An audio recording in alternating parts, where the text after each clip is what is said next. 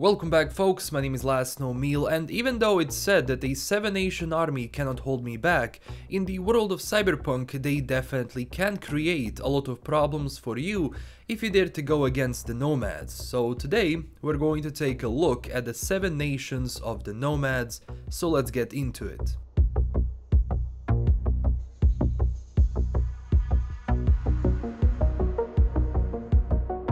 In my previous video I talked about the general history of the Nomads, so if you want to check that out before this, you have the link here. Now, Nomads make up a huge portion of the country, being out in the open and exploring the Badlands. They are definitely different than people living inside the city. But of course, since they are everywhere around the US, Nomads split into different groups. Of course, those groups that share similar ideology started working together, and slowly 7 nations were formed, and one extra, which is the Raffen Shiv, but overall nations range from 100,000 people to 1,000,000 members. Those 7 nations are Snake Nation, the Jodes, Blood Nation, the Meta, the Aldecaldos, Thelas Nation, Folk Nation, and the Raffen Shiv, so let's go through each and every single one of them. The first one I want to talk about is the Snake Nation. This nation was actually formed after the previous 6 in response to the growing nomad population, since those nations started affecting the life of both other nomads that share different views and people living in the cities. They are also the largest of the nomad groups. Technically, all other nomads don't really consider them to be the real deal. They are not as organized as everyone else because they don't function as one, but rather as a coalition of families that controls different economic aspects of the nomads. Actually, the Snake Nation started getting bigger and more lucrative jobs, like being involved in the construction of the Transcon Maglev, Balsam City, and the Contact projects in Kansas. They are actually doing everything to improve their marketability so that people get them and not other nations.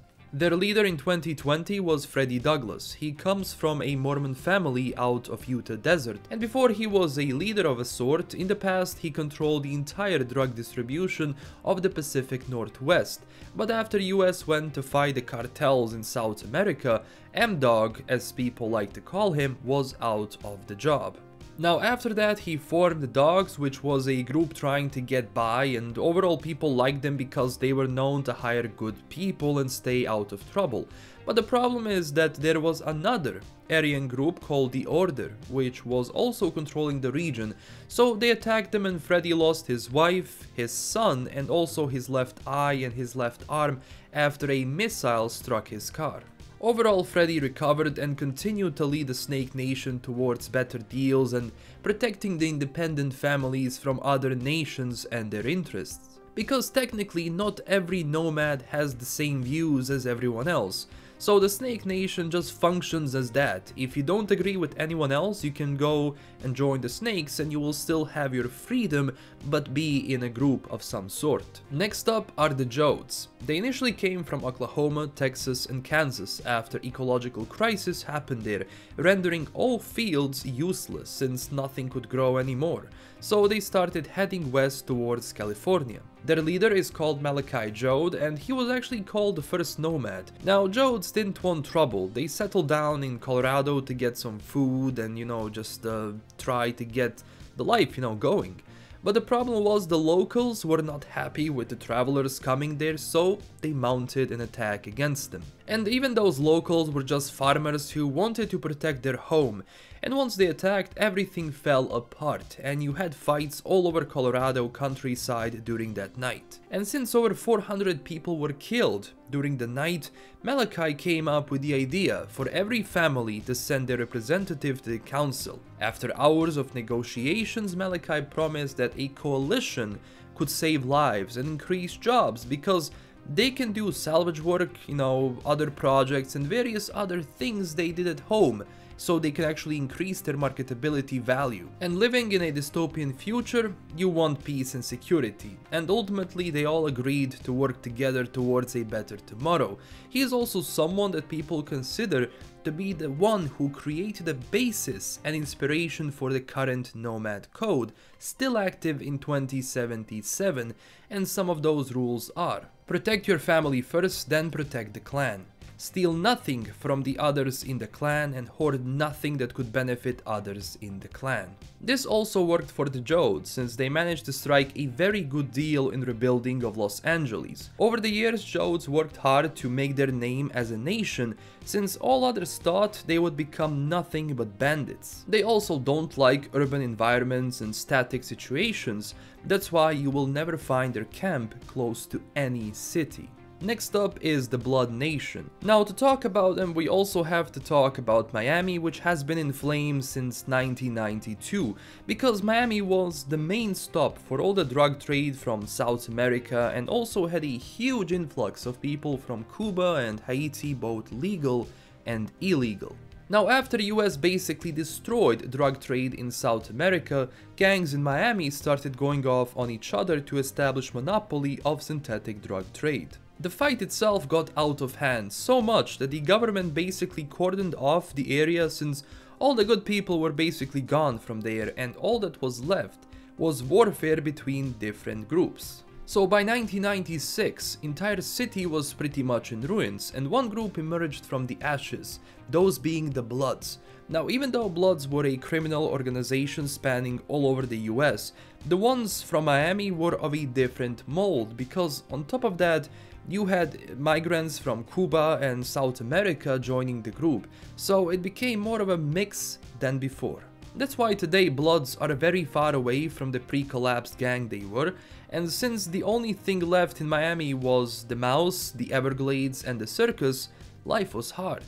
Now, the Mouse is actually Walt Disney Corporation, which is also in the lore, at least in the old one. Don't expect them in 2077, this word, you know, being copyrighted and everything. Now, Disney invested tons of money in the overall Florida economy, and after the martial law was established in 1996 and businesses had to close for 5 years, Disney filed for bankruptcy in 1998. That's when Bloods moved into the Disney World and actually managed to find their true calling. I'm not kidding. Because Bloods actually went into the entertainment business, making shows that were organized all over the US, both for corporations, people and other nomad nations. In the year 2000, they even went on a national tour, so generally life was good. The Blood Nation actually couldn't stay in Disney World for too long, since Lazarus Group was actually sent to reclaim the business interests of Disney, so, you know, they had to move out. Luckily, there was no bloodshed, since one of, their leader, Malcolm, actually spoke to his people before, there was supposed to be a fight, saying this: "There will be great death and suffering here if we choose to stay. Doubtless, there will be also reprisals on our traveling elements, which are our best hope for survival. I believe we must take to the road, but should we choose to defend here, I wish to take lead the first counterattack. My first loyalty will always be to the extended family of the Bloods, but I cannot bear to live if I must see us destroyed." That's when Blood Nation became true nomads, and right now they hold the largest traveling entertainment in the world, where one caravan for the show can have up to 5,000 people, sometimes even more. I do wonder what happened to them in 2077 and if they will be mentioned at all. Next up are the Metis, or the Metacorp. They are definitely the strangest nation out there, because they are somewhat the youngest out of all of them, but also they are a corporation. Originally, the first members were ex-military and support service people that served in the South American conflict, and their leader, or well, the president and the chairman of the board, is Jonathan Mehta. Now, originally John's uncle was killed in Vietnam, and during his burial there were anti-war protests around calling him a killer and all of that, and because John didn't understand why would they do that, he vowed to join the army following in his uncle's footsteps, who was also a Medal of Honor winner, so that opened a lot of doors for him. He graduated well up in his class and also has a master's degree in electrical engineering. Now, even though his records, including the physical ones, were destroyed after the collapse, that's when actually all of the trouble started for all of them. Because after serving as a platoon commander in the Armored Division, he disappeared into the RDF, which later was called Central Command, and there his actions are unknown. He did surface from time to time, even seen carrying the football for the president. This position involved transporting access codes and transmitter for launching America's nuclear missiles, so he was involved in some high priority government jobs. Actually, when the Central American conflict started, he disappeared again into the jungles of South America with a newly formed squad called the 11 Special Forces. It is also rumored he was a member of the Rangers, Delta Force, the Pitman Project, Medellin drug cartel, but lore-wise most of these rumors are probably not true. But it doesn't mean he wasn't a well-prepped and trained soldier. Now, after the war ended and since Jonathan files were gone, the only records they had was of his uncle who died in Vietnam, because his uncle was also called Jonathan. So he was denied transportation to the US as many others in the group, so they were kinda stranded there. That's when Jonathan and a couple of hundred soldiers left command center at San Jose, stealing 3 C-5B Galaxy aircrafts and going to the port of Panama. There they actually met up with several thousand other Americans that were also left in a different country. That's when they made a well-executed plan to grab everything which could float, including a carrier battle group and 3 offshore drilling platforms. That's also when they declared themselves as an independent nation. And that's when MetaCorp was actually formed, thanks to the billions they took in equipment from the government. MetaCorp was established as a security and maritime construction firm. That's when they made MetaKey, which is a mobile island city. And the only law there is that murder and slavery is against the law. Everything else pretty much isn't. They were also the ones who made the Jacksuit, or ACPA, Assisted Combat Personnel Armor, that you can actually see in 2077, and they sold those patents to Militech and other corporations. Overall, the Metas are extremely capable, and they brought in billions of dollars into the Nomad economy, so everyone else had to accept them as a nation, and also, they're kinda well equipped and well trained. Next up is maybe the most interesting Nomad nation you will meet in 2077, and those are Aldecaldos. Originally, Aldecaldo family is considered to be the first true nomad family, even though at start they were not nomads. The story starts in Los Angeles during 1980s and 1990s, when LA, even though was one of the best cities on earth, sunk into chaos and became a war zone. Drug dealing, prostitution, gang activity, theft and arson could be all found there. Originally, Juan started as a migrant and, he had a good life. He received an engineering degree and made a family.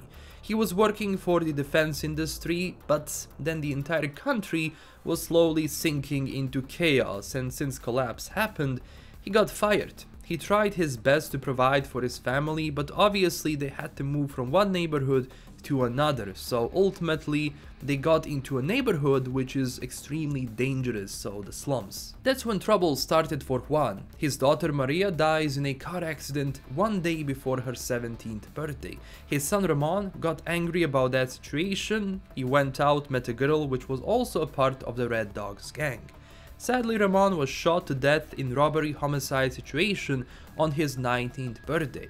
And also, Juan's wife died of cancer a few years before all of this, so he was not in a good position. He was actually just a few blocks away when the shooting happened and his son was killed. He arrived there and then of course the media approached him, so he called out the government and overall life they were living there. His message was heard by many, and you had thousands of people gather on his son's funeral. Juan was destroyed by everything that happened to him, and a priest called Father Dominguez was the person which got him out of that state, and Juan later joined his mission. Then there was a drive-by by a local gang which attacked him, and that's when they said enough. Both Juan and Father Dominguez, who is going to be later known as the Padre, again, not the Padre from 2077, took up arms with a few others and basically attacked the gang. Slowly they managed to regain the territory, but things were not becoming better. Juan gathered everyone he could and they escaped from LA, which sunk into even bigger chaos, because the more they wanted to defend, the more they were attacked, so staying in LA was a no-go. After that, they managed to get a federal contract, so his family was becoming stronger and stronger. Sadly, that contract was lost due to the Jodes, so they managed to get another one in New Mexico where they spent some time. Keep in mind, there was a lot of media attention on Juan because of his comments, so generally, the government left them alone, which allowed the Aldecaldos to actually, gear up and actually maintain a good defense. That's when Aldecaldos got really strong, and after some time they wanted to go back to the States.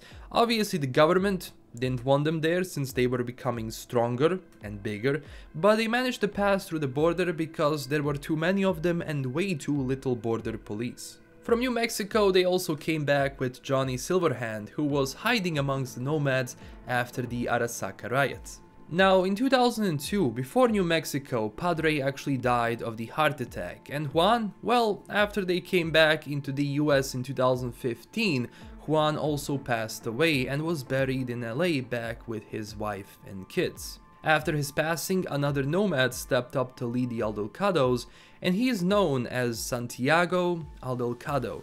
The rest, well, the rest is history, and they are still pretty much here in 2077. Next up is the Thelas Nation. They are sea nomads or water nomads and, of course, as they are referred by the media, pirates. With the collapse happening in the States, many people couldn't find luck on the land. They either couldn't set foot because of the government or they couldn't find a job, so they went out to the sea. They are labeled as pirates because by the international law you have to register your boat or a ship in one of the ports or nations. So any boat, even now sailing without a flag, is considered to be a pirate one and can be boarded by any navy in the world. That's when more and more sea nomads started working together to form the Thelas Nation, but honestly they are the same as the Snake Nation. They are independent but operate in this sort of an alliance. Thelas Nation gets their money from transportation, smuggling, stealing from other ships, but keep in mind, only the sea nomads of the Raffen Shiv capture, or kill people on the ships they board. Usually, nomads go in, take what they need and what they want, and people are let go because they do it because they need something to eat. They actually need to survive. Unless there is resistance, but even if there is a resistance on the boat, whoever survives is sent home. They are also involved in broadcasting, which means using transmitters from the boats to get legal and both illegal programming, because keep in mind, most of the media then was corporate controlled, so you had ships, even in, real life, you had ships being close to various, countries, so they could actually send the signal of certain illegal radio stations or TV stations in general. Now, the so-called leader of the nation is John Silver Wilson, because he is the biggest leader of the group that has around 10,000 members, but keep in mind, technically, he only controls his family, since again, they are not unified like the rest, but he is the one worth mentioning. Now let's talk about the Folk Nation from Chicago. Originally, Folk Nation was a gang in the mid-90s. They were one of the most powerful gangs in the world, suppressing both Bloods and Crips for the dominance of Middle America. I mean, they were formed as an answer to all the gang violence from before. Generally, the book refers to them as a nascent black culture, which means more in the sociological sense, since people there adapted the common urban dialect of English that was favored in the black community. For the Folk Nation, community is everything, even more than to everyone else.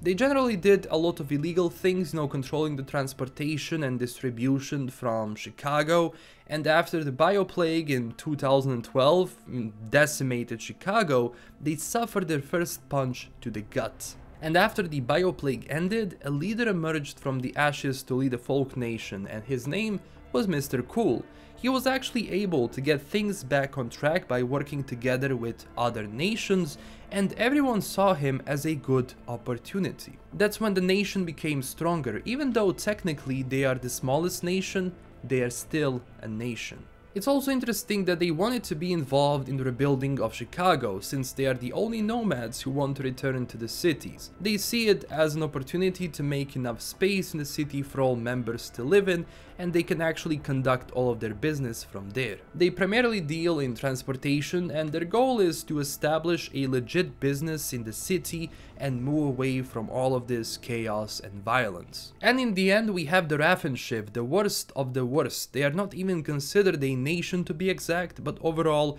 they are outcasts, murderers and psychopaths. They attack everyone, including other nomads, people from the city, transportations, etc. They can be found anywhere, on land as well on the sea. The biggest group in the Raffen Shiv are the Wrights. But of course, Wrights are well armed. Their cars are equipped for only one thing, and that is to attack. People don't want to work with them because they are known for breaking deals, shooting their employers. So in 2077, you will have huge problems with these guys. Keep that in mind. And that was pretty much everything regarding the Nomad Nations. This video was a bit longer, but there was a lot to talk about.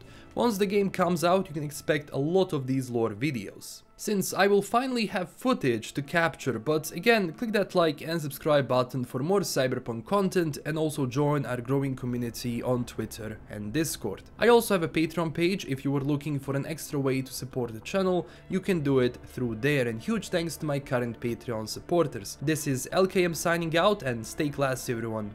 Bye bye.